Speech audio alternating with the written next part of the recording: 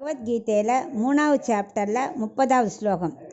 மயி சர்வாணி கர்மாணி சந்யஸ்யாத்யாத்ம சேதசா நிராஷீர் நிர்மமோ பூத்வா யுத்யஸ்வ விகதஜ்வரக. இப்போ இதுக்குள்ள அர்த்தத்தை பார்க்கலாம். முக்குணங்களான சத்வ ரஜஸ் தமஸ் எல்லாமே அச்சித்து தான். அதெல்லாம் ஒரு காரியம் பண்ணாது, அது ஒன்லி ஒரு உபகரணம். அந்த 3 குணங்களும் என்னால் தூண்டப்பட்டு ஜீவாத்மாங்கிற நீ செய்கிற ஒரு காரியத்தை.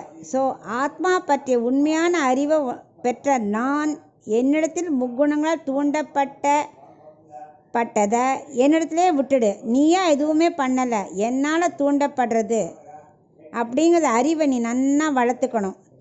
அப்படி நீ செஞ்சுட்டியானா, எல்லாம் கண்ணன்ட்டே விட்டுட்டியானா, நீ எந்த கர்மா செஞ்சாலும் பலன் உனக்கு இல்லை, அது கண்ணனுக்கு தான் சேரும் அப்படின்னு சொல்லிட்டு என்னோடய காலடியில் விட்டுட்டு கவலை இல்லாமல் இருந்தியானா உனக்கு இந்த பாவம் சேர்ந்துருமோ அப்படிங்கிற பயம் கிடையாது. இதில் 3 தியாகம் இருக்குது. கர்த்திருவ புத்தி தியாகம், பல தியாகம், மமதா தியாகம். அதாவது ஒரு கர்மாவை செய்யறச்சே நான் கர்த்தா அல்ல, நான் பற்றற்று செய்கிறேன், இந்த கர்மா என்னுடையது அல்ல அப்படிங்கிற எண்ணத்தை நீ வளர்த்துட்டே செஞ்சியானா நீ செய்கிற செயல் எல்லாமே யார்கிட்ட போய் சேரும்? எங்கிட்ட வந்துடும்.